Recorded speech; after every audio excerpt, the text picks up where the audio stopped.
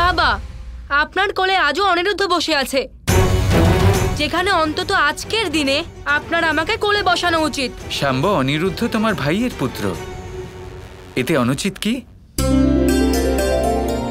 আর যদি তুমি বসতেই চাও তাহলে এখানে বসে পড়ো। জন্মদিনের দিনেও আমি আমার জায়গা ভাগ করব?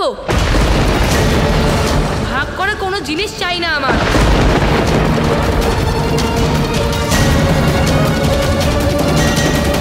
জন্মদিনের দিনে আমি একটা বর চাই, দিতে পারবেন?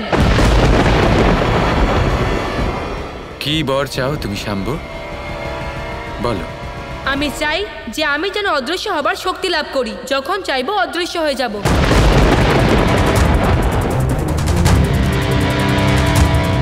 আমি যখনই সবার সাথে লুকোচুরি খেলি, ওরা আমাকে খুঁজে ফেলে আর আমি হেরে যাই, আর আমার হারতে ভালো লাগে না।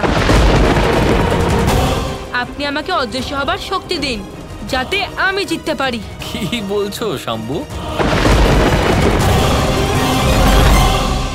এটা আমি তোমায় দিতে পারবো না শাম্ব। কেন? আমার মা বলেছিলেন আজকের দিনে আমি যা চাইবো আপনি সেটাই দেবেন। শাম্ব, খেলাকে খেলার মতো খেলতে শেখো, এইসবের কোনো প্রয়োজন নেই খেলার জন্য। আর এমন কিছু চেও না যা তোমার আয়ু আর তোমার বিবেকের থেকে অনেক ঊর্ধ্বে। অন্য কিছু চাও, বলো কি চাই তোমার। সোজাসুজি কেন বলছেন না? আপনি আমাকে বর দিতেই চান না। ভ্রাতাকে সেই জায়গা দিলেন যা ওর নয়, আর আমাকে আমার অধিকার দিচ্ছেন না।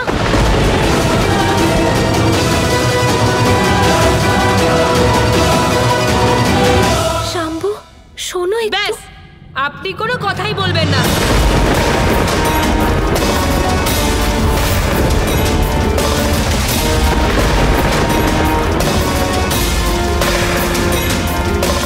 আমি এখানে কারোর সাথে কোনো কথা বলতে চাই না, আর না নিজের জন্মদিন পালন করতে চাই।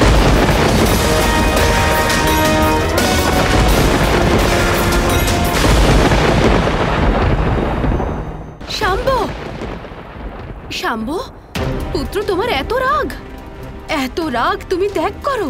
কেন? আপনি যা বলেছেন আমি তাই করেছি, কিন্তু আপনি ওই রাধার জন্যে আমাকে বকলেন। শাম্বু, আমি তোমাকে কতবার বলেছি যে ওনাকে রাধা না শ্রী রাধা বলে সম্বোধন করো। আমি রাধাই বলবো। আর আপনি আমাকে প্রণাম কেন করালেন? কেন? কে ওই রাধা? কি সম্পর্ক ওর সাথে আমাদের? কেন বাবা ওর সঙ্গে সব সময় থাকেন? ওকে ভালোবাসেন, ওর সাথে কথা বলেন। আপনার সাথে তো কখনো দেখিনি কথা বলতে। শাম্বু, এরকম কথা বলতে নেই। শ্রীকৃষ্ণ আমাকেও খুব ভালোবাসেন, আর তোমাকেও। আর শ্রী রাধা তো ওনার পরম সখী, আর উনি তোমাকে অত্যন্ত ভালোবাসেন। মিথ্যে! জানেন, ওই রাধা না, আপনি নিজেই নিজেকে বোকা বানিয়েছেন।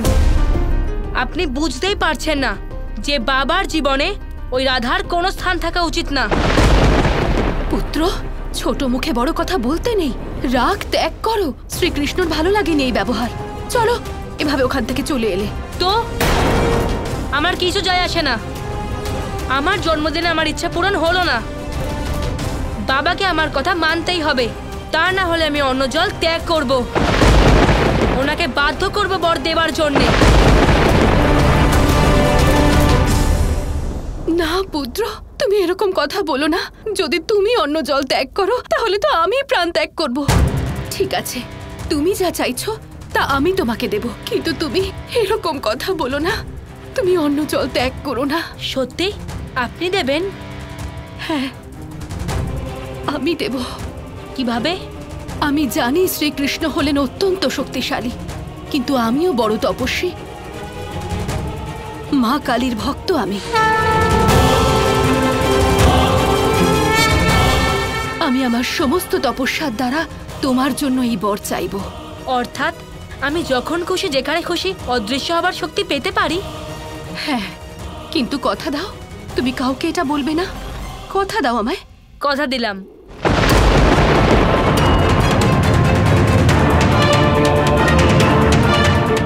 হে মা কালী, আমি আমার সম্পূর্ণ জীবনের তপস্যার ফলস্বরূপ আপনার থেকে একটা বর চাইছি।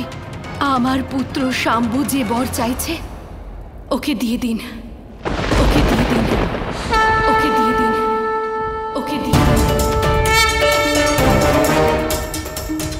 মহাদেব, এটা কি চাইছে জাম্ববতী আমার থেকে? এতটুকু একটা ছেলেকে এত বড় শক্তি আমি কি করে দিই? জাম্ববতী হলো তোমার ভক্ত, তোমার আরাধনা করে তোমার কাছ থেকেই বর চাইছে পার্বতী। তুমি ওকে মানা করতে পারবে না। কিন্তু এই কর্মের পরিণাম ভয়ানক হতে পারে। শ্রীকৃষ্ণ সবকিছু জানা সত্ত্বেও শাম্বের জন্য আমার তপস্যা করেছেন, আর আমিও সবকিছু জেনেও শ্রীকৃষ্ণের সেই তপস্যার ফলস্বরূপ নিজের অংশ দ্বারা শাম্বকে প্রকট করেছি। আমরা সবাই নিজের কর্মই তো করে চলেছি গৌরী। কর্মের পরিণাম আমাদের হাতে নেই, শুধু কর্মই আমাদের হাতে আছে। জাম্ববতী, তোমার ভক্ত নিজের তপস্যা দ্বারা তোমার কাছে বর চাইছে। তুমি ওকে বর দিয়ে নিজের কর্মের পালন করো। কৃষ্ণ, শাম্ব কিছুক্ষণের জন্য একটা ছোট শক্তিই তো চাইছিল, দিতে পারতে, না বললে কেন? কারণ যত দিন যাচ্ছে ওর শক্তি ও রৌদ্ররূপ বেড়ে চলেছে রাধা। এটা তুমি দেখতে পাবে না, অন্য কেউও দেখতে পাবে না, কিন্তু আমি অনুভব করতে পারছি। ওর মধ্যে আগেই শিবের রুদ্রাংশের শক্তি সমাহিত আছে জন্ম থেকেই, শুধু ও সেটা জানে না। এমত অবস্থায় যদি আরো শক্তি ওকে দেওয়া হয় সেটা উচিত হবে না। যদি ওকে আরো শক্তি দেওয়া হয় তাহলে হয়তো বিনাশের সময় নিয়তির পূর্বেই চলে আসবে।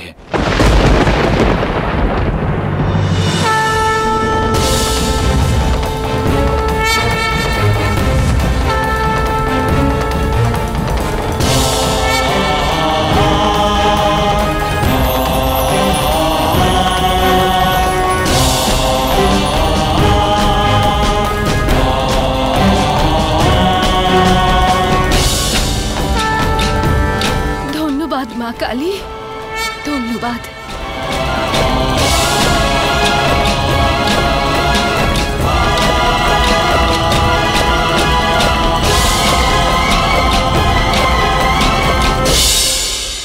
এই শক্তি শুধু একদিনের জন্য আছে তোমার কাছে, এর দুর্ব্যবহার করবে না। আর এই শক্তির ব্যাপারে কেউ যেন জানতে না পারে, বিশেষ করে তোমার বাবা। এই নাও।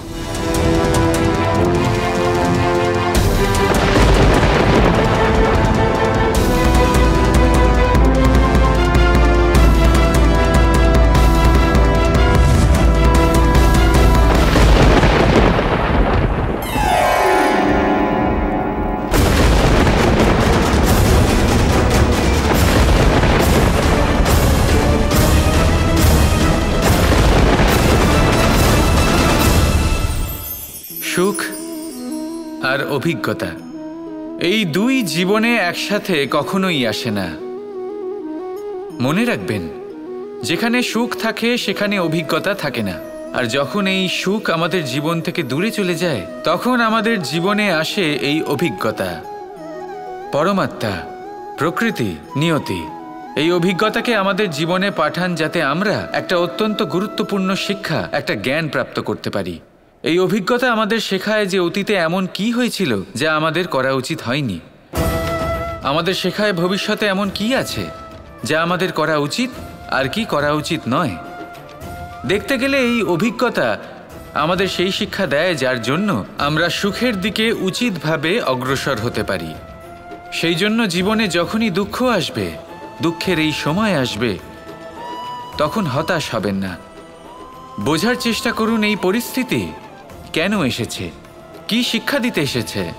যদি আপনি সেই জ্ঞান লাভ করেন, সুখের পথে অগ্রসর হন, তাও উচিত রূপে, তাহলে এই অভিজ্ঞতার উদ্দেশ্য পূরণ হয়ে যায়। তাহলে আসুন আর আমার সাথে ভালোবেসে বলুন, রাধা রাধা। বাবা, প্রথমে আমাকে বাঁচান।